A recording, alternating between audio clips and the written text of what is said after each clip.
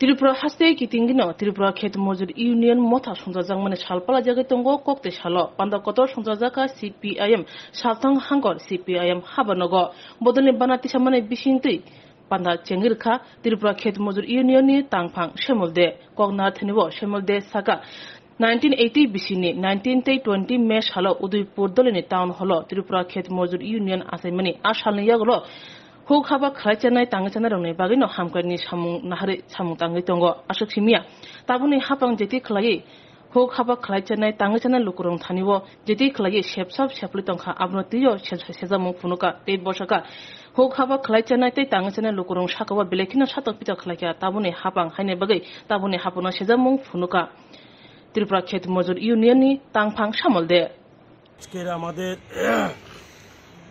এই প্রতিষ্ঠা দিবস উপলক্ষে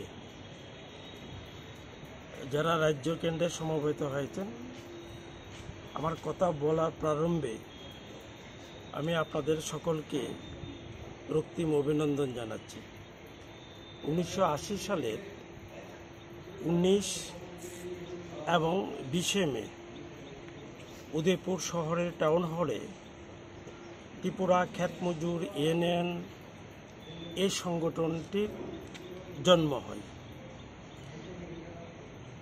এই সংগঠন প্রতিষ্ঠা হওয়ার পর থেকে রাজ্যের অসংগঠিত যে সকল ক্ষেত মজুররা রয়েছেন তাদেরকে রাজনৈতিক দৃষ্টিকোণ থেকে সংগঠিত করার প্রশ্নে ত্রিপুরা ক্ষেত মজুর ইউনিয়ন সেখানে ধারাবাহিকভাবে তার সাংগঠনিক রাজনৈতিক এবং মতাদর্শগত যে কাজ সেই কাজ চালিয়ে আসছে।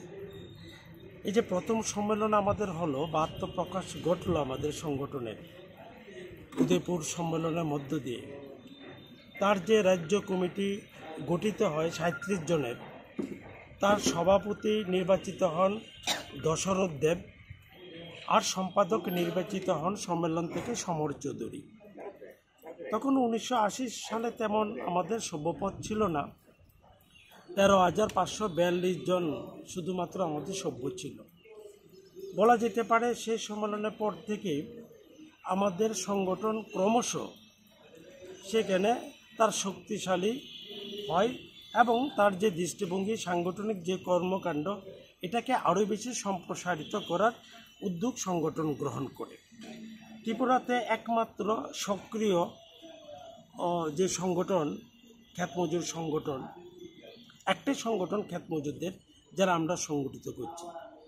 তো আমাদের এই রাজ্যে বলা যায় ক্ষেত মজুরদের কি অনুপজাতি কি উপজাতিদের মধ্যেও এই ক্ষেত মজুর অংশের ভালো সংখ্যক সেখানে রয়েছেন। তো আমরা যেটা যে লক্ষ্য করলাম যে ক্ষেত মজুরদের সংখ্যাটা ক্রমশ বাড়ছে। 1961 সালে আমরা যেটা দেখলাম জনগণনা প্রথম জনগণনার মধ্য দিয়ে ত্রিপুরাতে 32,000-এর কিছু বেশি ছিল ক্ষেত মজুর, আর এখন গোটা রাজ্যে প্রায় 3.5 লক্ষ ছাড়িয়ে গেল।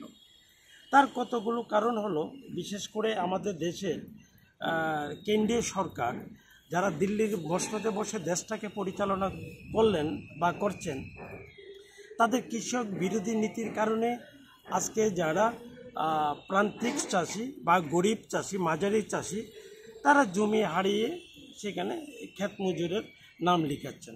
একটা সময় গ্রামে গঞ্জে বিভিন্ন হস্তশিল্পের সঙ্গে যারা যুক্ত ছিল তারাও আজকে সেভাবে কাজ হারিয়ে ক্ষেত মজুরে সেখানে নাম লিখাচ্ছে। অর্থাৎ গোটা দেশে যেমন আজকে 17 থেকে 18 কোটি কৃষি শ্রমিক ক্ষেত মজুর গোটা দেশে যেমন ক্রমশ বাড়ছে, জনসংখ্যার হার থেকেও বৃদ্ধি পাচ্ছে বেশি সংখ্যায়। আমাদের রাজ্য কিন্তু সেই চিত্রটা।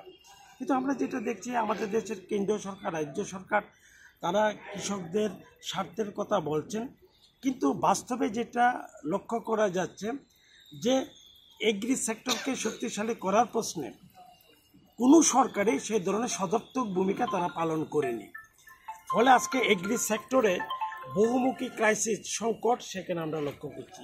কৃষি উপকরণের উপর ভর্তুকি প্রত্যাহার করা, কৃষকের আত্মহত্যা বেড়ে যাওয়া এবং বিশেষ করে ভারতবর্ষের জাতীয় আয়ের বড় একটা অংশ উপার্জিত হয় সেটা হচ্ছে এগ্রি সেক্টর থেকে, শতকরা প্রায় 17 থেকে 18%।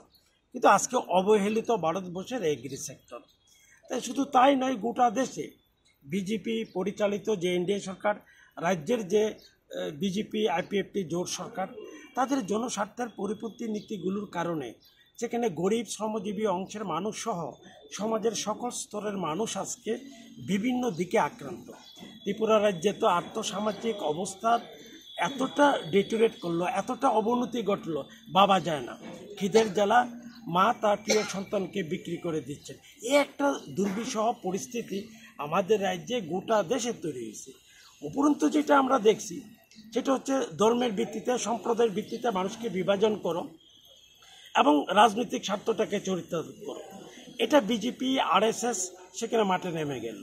অর্থাৎ ধর্মের ভিত্তিতে মানুষকে ভাগ করো, কে হিন্দু, কে মুসলিম, কে খ্রিস্টান, কে জৈন, কে বৌদ্ধ। সুতরাং এইভাবে বলা যায় একটা বিভাজনের রাজনীতি বিজেপি আরএসএস গোটা দেশে সুপরিকল্পিতভাবে এটা শুরু করেছে।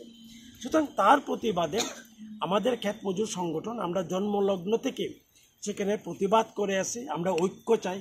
আর বিশেষ করে ক্ষেত মজুরদের তিনটি যে প্রধান সমস্যা, কাজ, মজুরি, ভূমি বন্টন, এই বিষয়গুলো নিয়ে গোটা দেশে আমরা বিভিন্ন পরিসরে সেখানে লড়াই সংগ্রাম সংগঠিত করে আসছি।